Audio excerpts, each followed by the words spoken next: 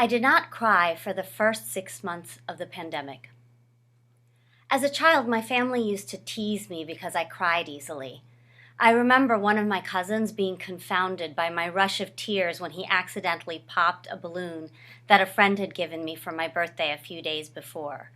The loss of that token sent me to lie down on my bed until I could recover my composure. I was a sentimental child who mourned the losses of items that symbolized something to me. This was seen as a great weakness, and in time I learned not to cry quite so much, to hold it inside, to share my pain only with trusted friends. But I still cried in movies, and after breakups, and sometimes with great disappointments, and rarely in the shower, and once on the subway. But nonetheless, I didn't cry as much as I could have. So when the pandemic hit and took my second New York production with it, I thought I'd spend the days of lockdown in solitude and tears. I often compare getting a play produced to the trials of Sisyphus, pushing the boulder up the hill only to have it roll back down again. I experience production as an enormous amount of effort, followed by a quick rush back to the beginning point again. I have tried to enjoy that rush, but the ride is short compared to the push. And with the pandemic, the boulder literally rolled over me. 2 years of meetings and workshops and discussions and plans, which culminated in pulling the plug a mere 2 weeks before opening. But how could I cry about my show and the symbolism of my career when people were literally dying all around me? I mourned quietly and dryly. And the time passed. There were other losses, and small wins like a glass of wine and a plate of French fries at a sidewalk cafe in the summer. I found that I didn't feel like crying. I felt like surviving. And then on a warm September evening, I stood in my kitchen prepping for dinner with the television on, tuned in to MSNBC in an unusual change of routine from the Food Channel, when I heard Joy Reid interrupt her guest to share the breaking news that Justice Ruth Bader Ginsburg had passed away. And I burst into tears, giant heaving sobs that pushed me almost to the ground. I wept in a way that I had not wept for anyone in my life. For if a person could be a symbol of meaning to me, it was her, a small, wiry woman whose stature belied her ferocity, the notorious RBG who for the last 4 years seemed to stand between me and a great abyss so vast I could not describe it, who graduated at the top of her law school class after being told she was taking the spot of a more deserving man, who worked while caring for her beloved husband when he had cancer, and after her own cancer treatments and surgeries, and after that beloved husband passed away. This was a woman who did not let boulders roll over her. And she had died. And I was bereft. I sat on my couch and cried for 45 minutes straight. Women are often told that they are not suited for leadership positions because they are too emotional. They cry, and crying is weakness. I don't know if RBG cried. I imagine that she did. But my image of her is always smiling gently in her robes and her signature collars and looking perhaps frail but wielding her pen to share an intellect that could wither. And I think about her answer to the question, at what point will there be enough women on the bench? When there are 9. So I cry for you, RBG, and all that you represented to me. But I know that my tears are not my weakness. They are my strength and my honor to you, a sign that your life held meaning. Rest in peace, Justice Ginsburg, and let us all continue the hard work to let there be 9.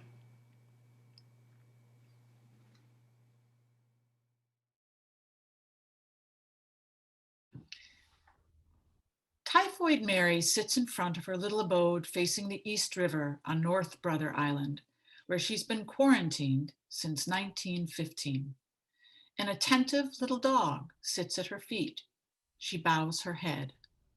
Dear God. She tries to pray. It's Tuesday. Not even a hump day. Tuesday is my hump day to get to hump day. Who am I kidding? Every day is hump day here. Tries to pray again. Oh, Can we stop the pretense? After all, you're the almighty apprehender. You know what I'm thinking, feeling, and what I'm going to say before I do. So why bother? Why must I pray? Why make me ask? Does my asking really make me more worthy of receiving your attention? I'm not feeling it, as it were. Not at all. Why is your help so elusive? Why must it require some great prostrate humiliation, utter degradation, or terrible grievous loss? Why must we go there? Can't you come and help us out a bit earlier? Why do you work that way? Forgive me. Been round and round with you on this one.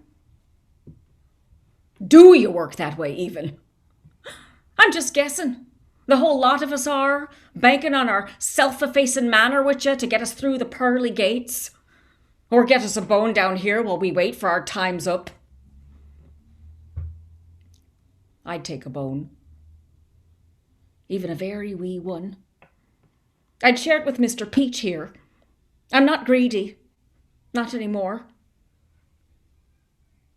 Fact is, it's been 5,109 days since they shut me up on this island again. I've no lower to go. No pride left.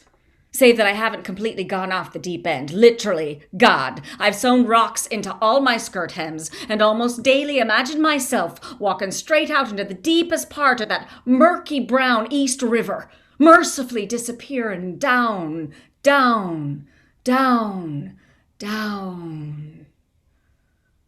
But I won't give that much esteemed New York City Health Department the satisfaction, bastards. Leaving me here like a specimen in a jar in the back of a musty medicine cabinet. Be a gift to them, off and myself, wouldn't it just? I can see the headlines now. Health Commissioner declares notorious carrier of typhoid fever dead. North Brother Island open to the public again. Bastards. Or worse, they'll be sending all their incurable infectious cases over here, hoping they'll all kill themselves too. Me serving as proof the loneliness and isolation brings on self-slaughter. Well, it does. I can vouch for that. Is that the experiment? Take away a human's reasons for living and see what happens? No, that'd be some kind of consideration. But they haven't thought of me for 1 second in the past 14 years, have they? I refuse to make it easy for them bastards. They don't deserve it. Besides, she makes the sign of the cross. Suicide is a mortal sin, and I won't be culpable for any more of the like. Not while I'm on this earth. Not knowingly, anyway. You know it's an estuary, not a river. But there goes another man again, going about naming things, getting it all wrong. East River. I bet that'll be around 100 years from now. Just like the name they gave me, publicized in every newspaper as far as distant California. I know all about that. Bastards, bastards, bastards. I'm not a disease. I'm a human being. A woman with a heart. And a soul.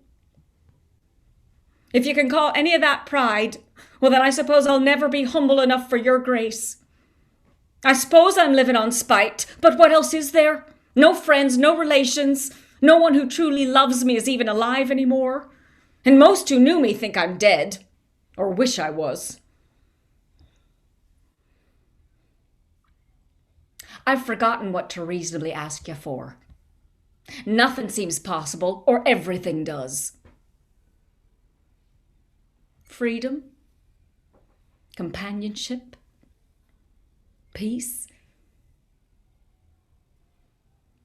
my good name. No response. She looks down at her dog. Clearly, Mr. Peach, that is too much to ask. I want what I cannot have, ever. You know, God, that alone sours most of the relationship between you and I. Unmet expectations. You don't care what people call me, do you? Aren't you just the only thing keeping me sane? Aren't you? Aren't you just the greatest blessing I've got? He rubs his tummy. He wags his tail. At least I don't speak for him, Lord. That must count for something. I don't force my humanity upon his little mind. He's a dog. I accept that. And he accepts my love, my care, and my food. I can cook for him and he doesn't get sick. He's impervious in the best way. He might not be terribly discerning between dishes, but he more than makes up for that in sincere and abundant appreciation. I love you. I love you. She takes a little paper out of her skirt pocket. I've been coming to a little decision about us. I see we've ended up at our usual impasse, me asking for the impossible, and you not saying a word. But it's time, Lord. It's time.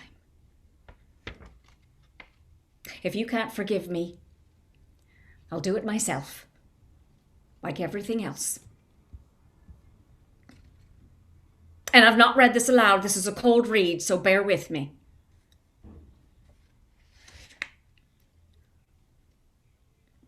I forgive you, Mary, for not washing your hands enough when it mattered, for not letting them take out your gallbladder, even though it was well known you might have died from the surgery itself, for the entire situation at Sloan Memorial, the mothers and their babies, and putting innocents at risk. I forgive you. For not being good at laundry, and for hating the work of a chambermaid. For hiding and bearing false witness to yourself by taking an alias for employment. For serving things raw, and elevating peaches and cream to an art. For being so gosh darn fantastic in the kitchen, you got carried away and made too much of developing what perhaps only you thought was a God-given talent. For insisting on cooking once you knew it might kill someone. I forgive you, I forgive you. For coming to Brooklyn and not staying in Ireland where you could have helped your mam and pap save the farm. For leaving Eamon behind. That cursed boat ride is where I got it in the first place, that filthy below-stairs cabin. For not being allowed to sleep above deck where you could breathe. For being born Irish, poor, hungry, and ambitious. Your fatal combination. I forgive you, I forgive you, I forgive you. Your loving, everlasting friend, Mary Margaret Mallon.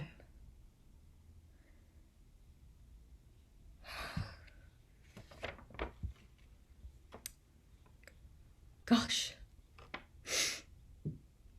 that's wild.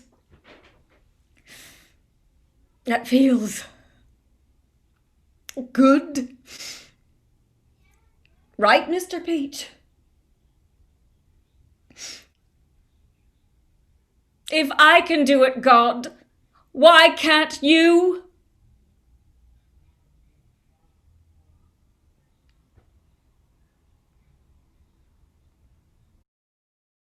Listen, it's been a notoriously shitty year.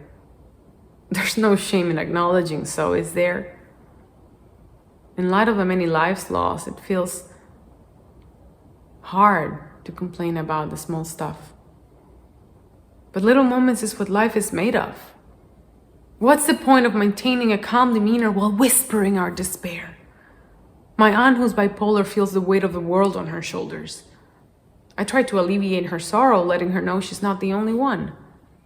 A friend of mine hasn't seen her long-distance partner in months, time and miles weighing on them.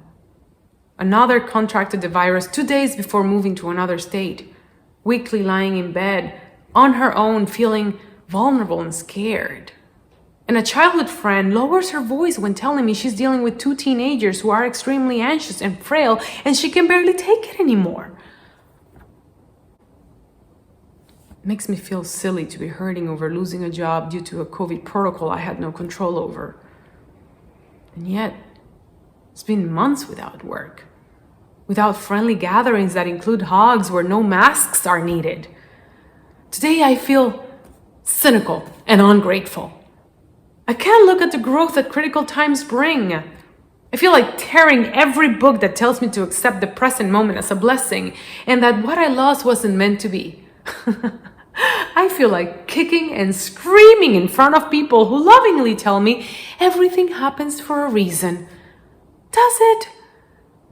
I had a skiing accident that destroyed my knee 6 years ago, and I've been ignoring the pain this causes ever since, with the mantra of, I'm lucky to be alive. 'Cause I am. But that didn't happen with any particular purpose, did it? Shit just happens for no reason whatsoever sometimes, and there's only 2 ways to handle it, either to accept it and move on, or to curse everything and everyone in front of you like a brat, 'cause fuck this shit! I like to justify my anger and stay in this pessimistic place of hopelessness. I'm writing against my will. I am. My writing group had an assignment and I couldn't meet the deadline. I was fine with it. My feelings of frustration made me feel that it was okay not to be able to deliver. But then, the deadline was extended. Not once, but twice. Almost as if life was calling me on my bullshit and sarcastically telling me, how pathetic can you be? Feeling sorry for yourself. You have your family, your health, the freaking sea in front of you. What else do you want? You can't write? Really? Because you couldn't get a job that you wanted and you're starting to feel old and irrelevant? Yeah, bitch! I want to feel sorry for myself. I want to be angry and frustrated and I want to dwell on it. And no, society does not dictate my worth. But it does fuck with my head. Time feels both short and endless. My insomnia has come to visit, threatening to attack once more. Great. Another sign I better get these anxious thoughts under control or else I'm gonna spiral down the rabbit hole. What a drag. So I give in and look for the sugary advice. Life is what happens while you're making other plans. Freaking Lennon. Know it all. I read a quote by Luminous Bjork. It's actually functional to be optimistic, she says. Half your life is going to be dark, half of it will be light. She goes on talking about how her latest album has a little bit of both. And who am I to reject this Icelandic royal's words of wisdom? What a test we're confronted with at this particular point in our lives. What a miracle to be healthy. And what an effort to wait for the light. Yeah, this is it, isn't it? We walk the walk with fear and hope, negotiating between the good days and the bad ones, wondering when and if life will ever give us a sense of normalcy again. Tonight I sit outside, fascinated by the full moon that shines high and bright these past few days. A penumbral eclipse, they say. I can surely feel the effect of its energy. My anger, subdued.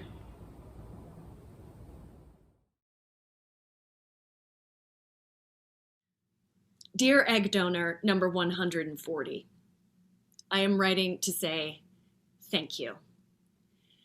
I am embarrassed to admit that it needed to be suggested to me that I reach out to you to thank you for your service, your donation, the nausea, exhaustion, and general unpleasantness that accompanies the IVF you've agreed to undergo on my behalf.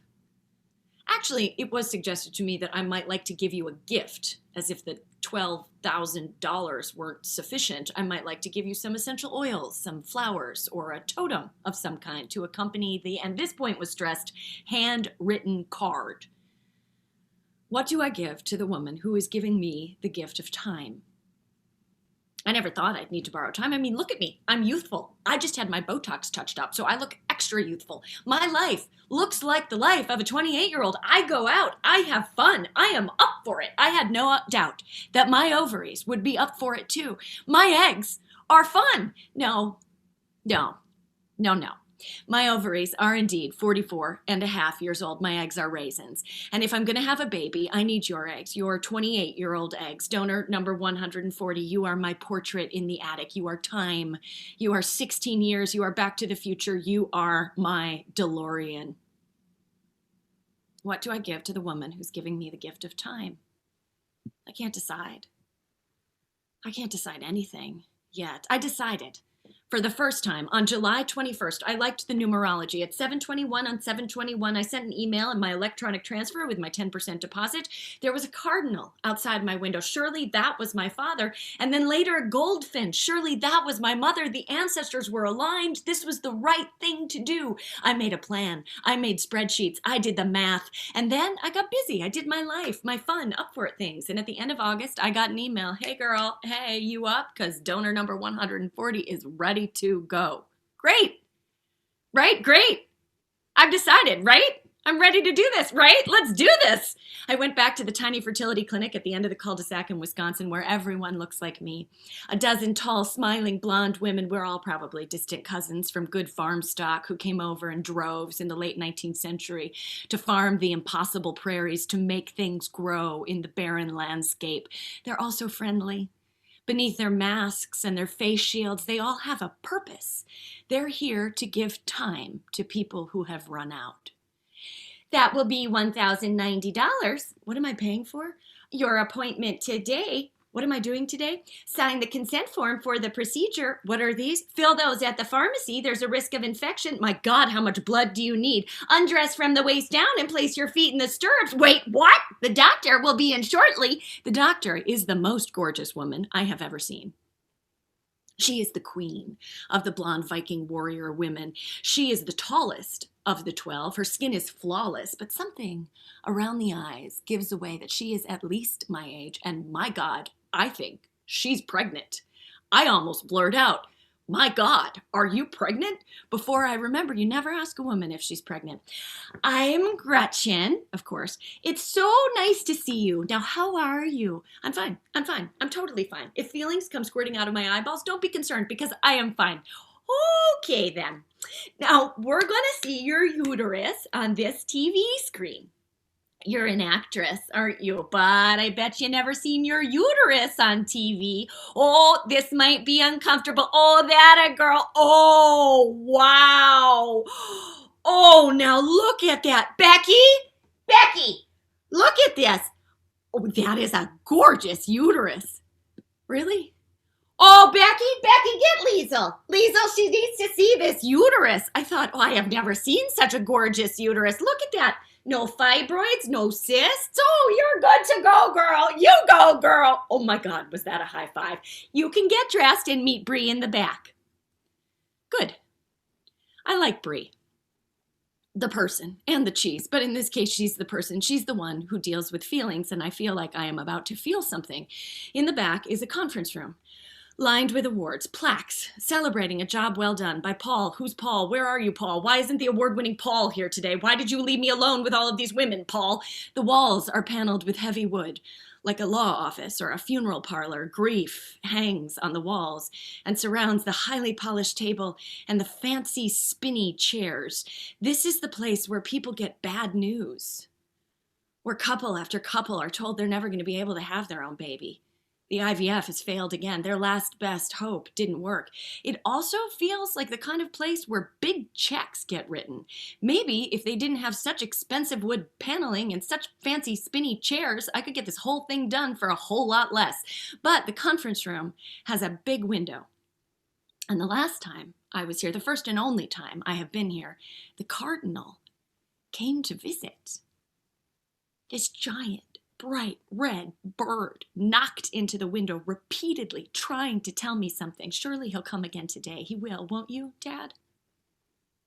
Please? Okay, so how do you feel? Lonely. Well, after this, you'll never be lonely again. Oh God, I need that bird. This is the calendar. This is the price list. Oh, I thought, what's that? Nothing. How do you say, you told me it was going to be one thing and now it looks like it's another thing? I figured $25,000 and now it looks like $35,000. The money is coming from my dad's estate. Oh, we don't need your check until next week when your donor comes in to start her IVF cycle. Next week? Isn't that exciting? Why do I feel like the condom broke? How can something be so intentional and so expensive and somehow feel so accidental? Why do I feel something like shame? Where is that fucking bird? Alone in my car, leaking fluid from my gorgeous uterus. I wonder, who do I call? I can't think of anyone. I want my mom. So I call a psychic. Hello, dear. Do you know how this works? I just need to talk to my mom or maybe my dad or anyone really who knows me and loves me and wants good things for me and doesn't have their own agenda. Oh, your energy is fabulous. You have so many guides. There are so many angels here. My mom? No. My dad? No. But you are a very powerful witch. Do you find that you manifest things out of thin air like a human being? Like a child without a father and no grandparents? Oh, you are definitely going to be a mom. I see that you're going to have 2 children. I'm 44, and this is my last and only chance. Well then, it looks like you're going to have twins. Okay, thank you for your time. I call another better psychic. You're worried that you're not enough.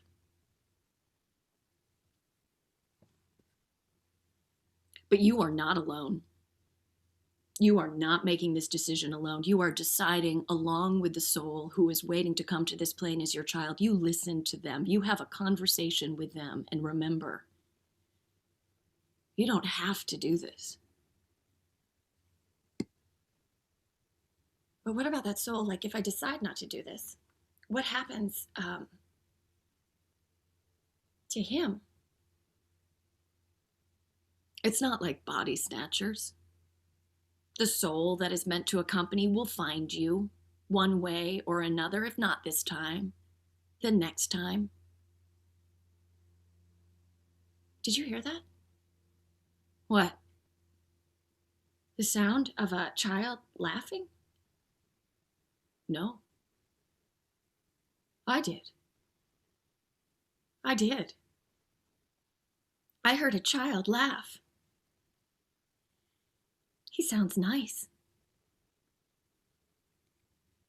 Dear Bree, I am sorry to have to ask you this, and I understand that I am inconveniencing you and donor number 140 and all of the other families who are waiting to use her services, and I know I am going to get a bad grade at getting pregnant, and I feel shame, and I feel unworthy, and I feel so many things, but I need more time. I'm sorry. Donor number 140, I chose you because you are blonde and blue-eyed and 5'7". I chose you because you are an artist like me. I chose you because your parents are blue-collar Wisconsin people like mine. I chose you because you say you want to buy a house someday. Me too. I chose you because the pictures of you in your profile from when you were a little girl show you playing with the same toys that I played with when I was a little girl. And now I am choosing to let you go. I don't think our paths will cross again, but for one summer, I thought of you almost every day, and you gave me time. I am enclosing a watch that I wore when I was a little girl. It has Minnie Mouse on it. Her skirt flounces up and down as her hands point at the numbers and the seconds tick by. I expect that you will donate it to Goodwill. I expect that you will donate time.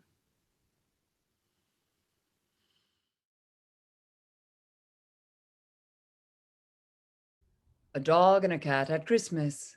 Henry and CLEO. They sit side by side the whole time. They are both wearing a little tinsel garland somewhere. Henry is a happy-go-lucky type guy. CLEO is sharp, bordering on haughty.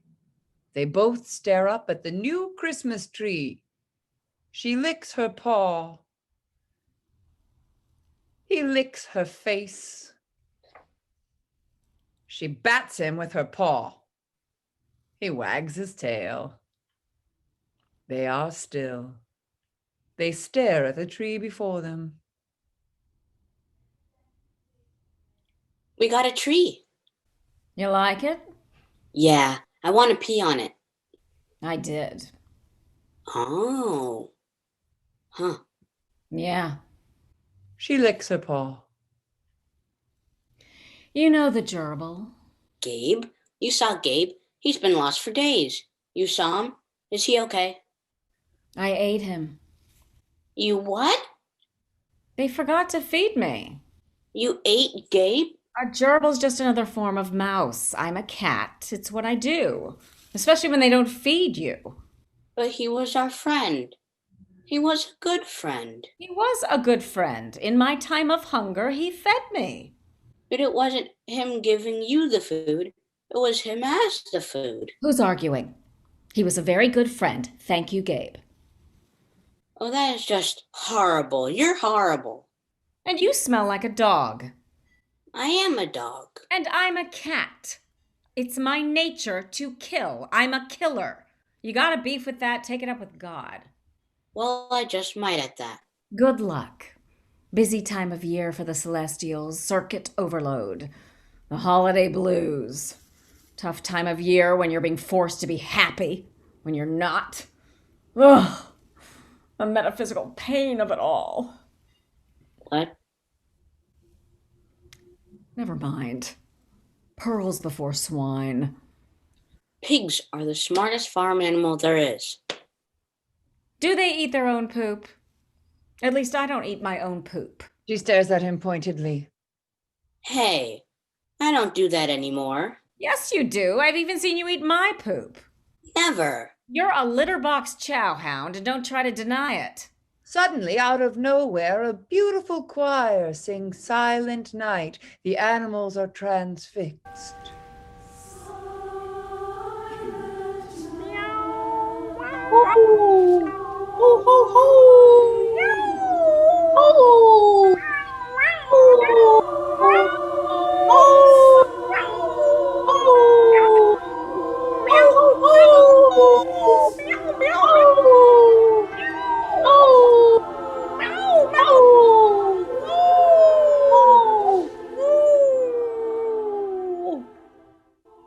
What'd you get me for Christmas? I can't tell you. Yeah, you can. No, I can't tell you.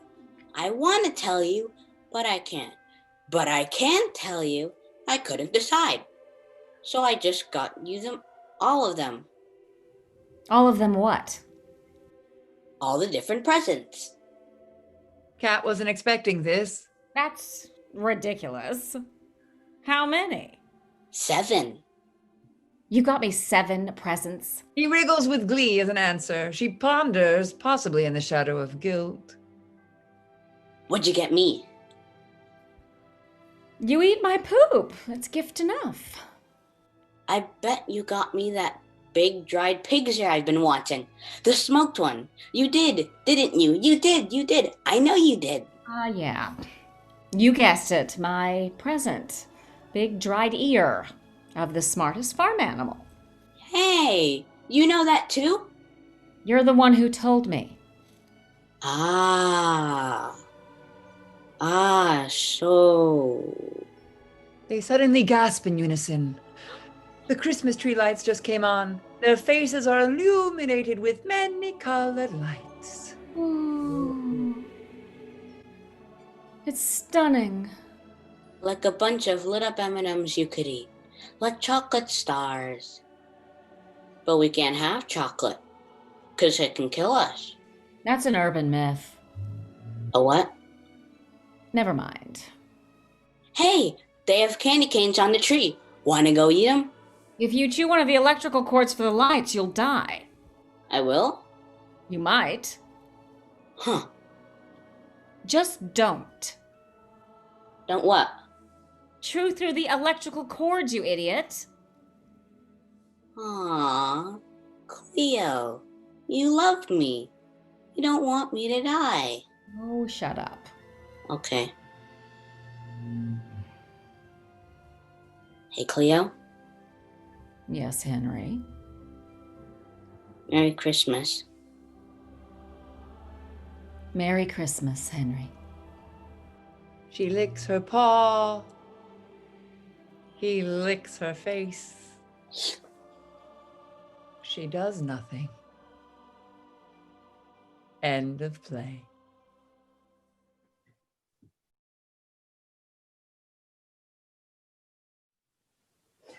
I don't know what I would do without my backyard.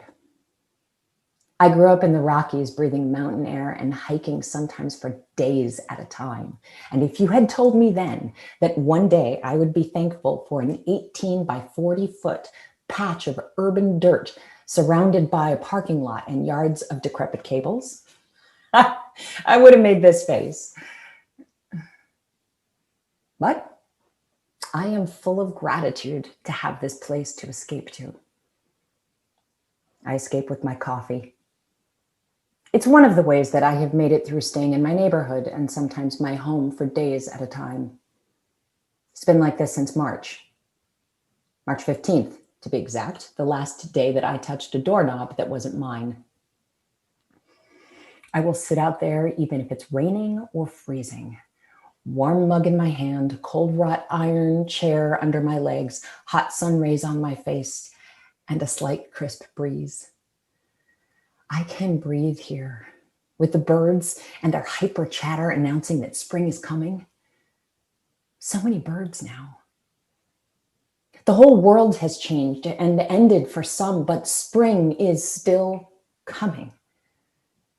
And this haven is the only normal that I can find.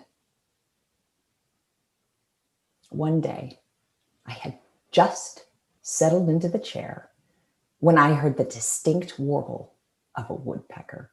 Oh, fantastic. He swooped in for a snack on the huge maple sycamore in our yard. He bounced a few inches in one hop, landed, and cocked his head as though he were listening to what might be crawling beneath the bark. He looks like a clown with his bright yellow chest and his iconic red crest on his head. He never stays too long, though, because he's renovating a tree limb on the other side of the block. I can hear him knocking away at this nest all day long. He is a noisy little dude. I don't know if his visits have increased this year or if the deficit of other noises in our neighborhood has made him more detectable. I live next to a park and a school, so usually at this time of day, I hear the sounds of children playing, music blaring from cars, and during the summer months, at least 2 reports from a small caliber handgun, but not today. Today is day 65 in the quarantine that has silenced all of the parks like this in the city. No school, no children. As I inhaled roasted Arabica and tranquility, another sound erupted. The unmistakable sound of my neighbor Malcolm emerging from his apartment window onto the uneasy roof structure of the floor below. He had turned his speakers out of the window and was roosting on the ledge. He had a beer and a joint in one hand and his phone in the other hand. He wore a neon orange knit cap, perfectly arranged to complement the shape of his head. This hat was pristine and clearly had never been exposed to the weather for which it was made. The rest of the ensemble included a bright red shirt and oversized blue jeans rolled at the ankle. His exit was awkward and inflexible, as though climbing through the window was difficult, or he had just gotten a pedicure and didn't want to smudge the top coat. I would believe either of Malcolm. My neighbor, a Brooklyn native, owned his own clothing line and was a party promoter. He and his entourage would hold photo shoots on our street, spending hours prancing, posing, popping on the stoops, striking just the right stance and mouth pucker to accentuate his latest hoodie. His hair and beard were always styled and shaved to complete the look. So it's very easy to believe that the same energy had gone into his toes. Malcolm's efforts weren't just a look, they were a life. I took a sip of my coffee and rolled my eyes as though the motion would stir a wave of energy to block the sound as it infiltrated my peace and quiet. Like one of those plug-in emitters that are supposed to repel mice in your apartment. Yeah, they don't work. And neither did me wishing him away. Malcolm sipped his beer and waddled his feet back and forth to find the perfect spot for his ass. The woodpecker ruffled his wings and flew away. Chicken. I hate his music. Ray Ray, JoJo, all my niggas and their ho-hos. Yeah, whatever. I knew where I was moving when I left Park Slope. I knew that when I got priced out, I was trading in Notorious RBG for the Notorious BIG. His face and name are plastered all over this neighborhood. Biggie Smalls. Biggie. Christopher. But it's so loud. Can we just have one day without a litany of foul-mouthed songs amplified from every kind of speaker Amazon sells? And now, can we just have some peace for those who are about to rest in peace? Every day I look out the window, an ambulance carries another neighbor away. At night, I am kept awake by the red and blue lights flashing across my ceiling. In the morning, I wonder if I will ever talk to John or Miss Ophelia again. Do you think this is the last thing that they want to hear? Shouldn't they have a choice? My coffee had cooled and I steamed. I wanted to scream at him through the fence, but I stayed silent. This is his neighborhood. He has lived here since he was a child. I should adapt. But I can only take so much adaptation. Can't he adjust? Or has it always got to be first come, first served? As I stood up to yell across the yards, Malcolm's obnoxious ringtone abruptly interrupted the music. Hey, boo, how you doing? Was broadcast through the neighborhood as he fumbled to disconnect the Bluetooth. Then a new sound. Hey! I looked up to see a woman descending a fire escape at the far end of our block. I assumed she was talking to Malcolm, but he continued into the phone. She repeated, hey! Hey! It got so awkward that I finally raised my hand to reciprocate. Just then, Malcolm stood up. Oh, hey, girl! He mumbled his last response into the phone, hung up, and walked to the end of his roof, proudly displaying his red chest and straightening his hat. How you doing today? Good, can't complain. I like what you're doing with your hair. Oh, thanks. You know, COVID. A girl gotta do what she gotta do. You know what I'm saying? The woodpecker flew back to the tree as my neighbor's voices quieted and their bodies softened. The woman hung on the railing of her deck, arms outstretched, rolling her head back and forth, looking under her bangs to glance at his face. Malcolm leaned as far off of his roof as he could. His toes traced the edge of the gutter pipe as he followed her every word. The woodpecker squeaked. I looked up. I looked back at Malcolm. I looked at the woodpecker. I looked back at Malcolm. My shoulders grew with understanding.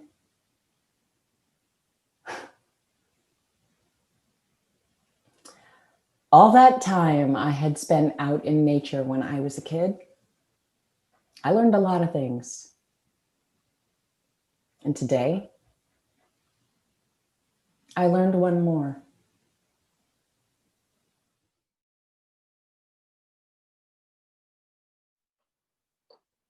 Agent Apricot to General Tangerine, over.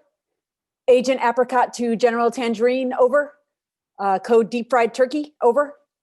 Code deep, General, yes, ma'am, ma'am. We have a situation. Code deep fried turkey. I repeat, deep fried turkey. I would call it an emergency. Yes, ma'am. Situation here at the Rose Garden. Mogul is in the air.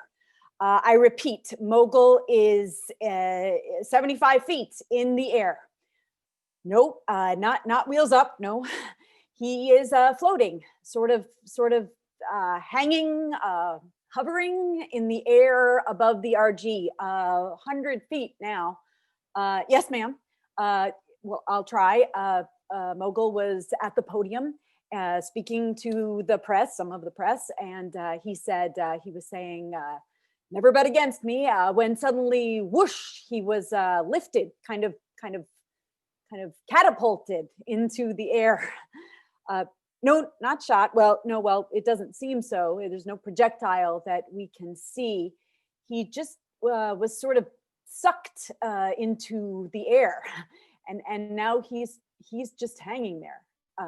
We cannot ascertain the source of either what propelled him or what is keeping him aloft. We have secured the perimeter. Press has been cleared and cordoned off to make way for first responders. Oh yeah. Oh, he is fully conscious. Yes, yelling, screaming. Really. We can't tell if he's injured, but he is kind of flailing around. He seems to have full range of motion. Well, we just don't understand what's holding him up there. It's like he's stuck. Please excuse the analogy. It's like an insect impaled upon an invisible pin. We tried. We are still trying. Agent Spinner leapt onto the podium as soon as it happened, and he tried to grab Mogul's shoe, but he was already out of reach. Yes, a ladder. The chief gardener. He brought one immediately, but again, Mogul just raised up a bit higher, and he was about on par with the flagpole. My team is sending live feed to you now. Apparently, Hoosier is about 30 feet southwest of Mogul, just over the west wing. I mean, in the sky over. Yeah, I think it happened about the same time, but we didn't notice right away because, well, yes. So the fire truck is here, and they put the ladder up, but they put it up as high as it would go. But every time they get close to him, Mogul just lifts higher, like he's being pulled by an unseen. We're waiting on an E1 CR-137, but the ETA is 8 minutes out. And that's still only 126 feet. And I'd estimate that Mogul is closer to 250 now. Hoosier is still hovering around 100. So maybe helicopter is at the ready, but logistically, since we can't establish what is keeping them afloat or how it's pulling them up. Yeah, exactly. I mean, the blades are a concern. Beg pardon, General. I'm getting an update from Special Agent Peach. One moment. Go ahead, Agent Peach. Yes. Okay. Copy that. I will relay. General, ma'am. Agent Peach reports that Mountaineer, Marvel, and Marksman are dangling about 20 feet above the rooftop pool at the International. Yes, that's correct, ma'am. He did say dangling in the air. Yeah. Oh, and that's not all. Come again? Excuse me, General. Over. 15 senators seem to be stuck, plastered, if you will, to the dome ceiling of the Capitol building. You should be seeing a list of those names on your feed. They're all elephants. Okay. Peach is saying it looks like a 3D version of the apotheosis of Washington.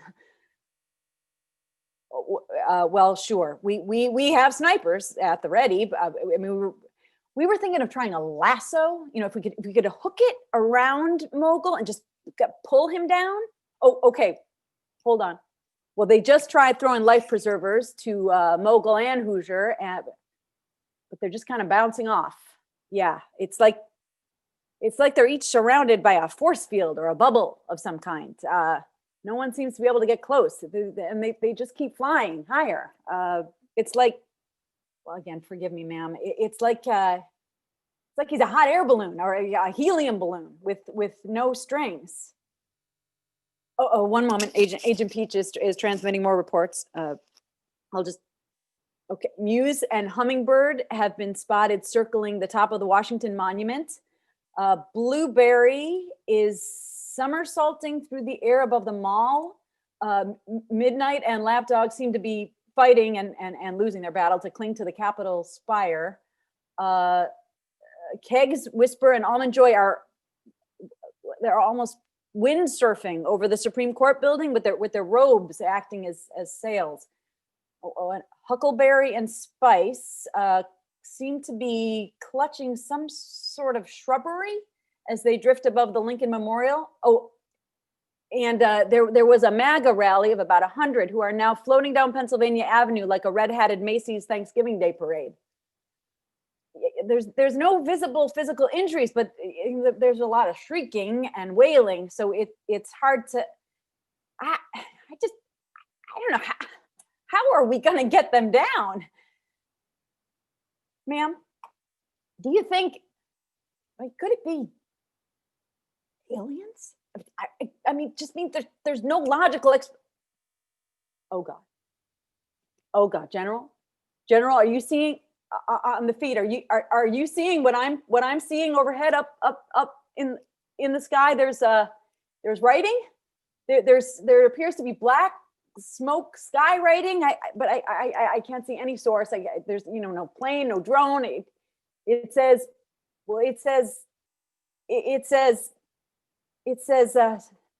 S U R R E N D E R D O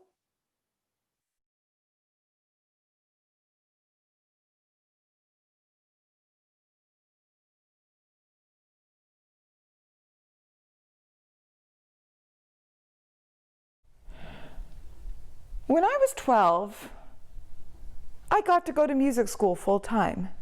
I didn't have to carry my flute around in my backpack because everyone was carrying around their flutes or their oboes or their trombones to and fro, to and fro. It was like a symphony, like something my parents would play in. But it was mine. As it turned out, the cutest, most popular girl in the whole school also played the flute. And somehow she wanted to be my best friend. Her name was Sinclair. Not Claire, Sinclair. She wouldn't even answer to Claire, not even as a nickname. I thought that was awesome. Sinclair had a music room to herself. It was a pool. They had a pool in the basement of their house. Sinclair, surprise, surprise, was rich. But the pool had been drained and Sinclair got to claim it as her own to practice in. Mine. No one had gotten the acoustics exactly right. It sounded like you were playing the flute in, well, a pool. But we would pretend we were underwater creatures that happened to play the flute. Whales and mermaids and octopuses. Octopussies. That was Sinclair's brother. He was junior varsity. Logan, that is totally unfeminist. Sinclair didn't like it when he tried to hang out with us or when I laughed at his stupid jokes. I don't actually remember eating anything back then when I was hanging out with Sinclair. I only remember Jelly Bellies. Sinclair had this theory that if we ate enough of the ones named after drinks, margarita, island punch, strawberry daiquiri, that we could get legit drunk. So we tried, buying as many packs as we could, sorting them out, eating only the drink-flavored ones. While we were waiting to get drunk, we were totally getting sugar high. I went to get us diet soda in the kitchen one time because that was going to help when I ran into Logan. Hey, Hey. Hey. Hey. Was he flirting with me? What's your favorite flavor? He said. Cotton candy. It was the best, objectively. Yeah. Same. All of a sudden, he grabbed the back of my neck, pulled me towards him, and stuck his tongue down my throat. I was so shocked that I fell down. I was drooling. I was drooling the spit from the jelly belly inside his mouth. But it wasn't pink like cotton candy. It was yellow. Buttered popcorn. That was my first kiss. That night I walked home, went into the bathroom, and threw up all the drink-flavored Jelly Bellies. I felt inexplicably gross. I wasn't supposed to tell Sinclair what happened. I don't know how I knew that. From then on, he would find ways to kiss me. When I came out of the bathroom, when I was leaving out the back door, and the more he pursued me, the colder and colder and colder Sinclair became. Soon we were barely talking. I came by one day with a cake I made. I was desperate for the soft glow of her friendship and her popularity. But it was Logan who answered. I don't want to kiss you anymore. Okay, he said. Cool. Cool? Cool. Cool. Just kiss Prince instead. Prince was their ancient, smelly dog. He drooled a lot. No. You want to be friends with my sister? Then kiss the dog with your tongue. I don't know why I believed him. I don't know why I did it with my tongue. But when I looked up, Sinclair was there. He made me do it. And Sinclair said, if you tell anyone about this, I'll tell everyone you flashed him and attacked my dog. If you tell anyone, I'll tell everyone that you're a stupid slut and no one will like you.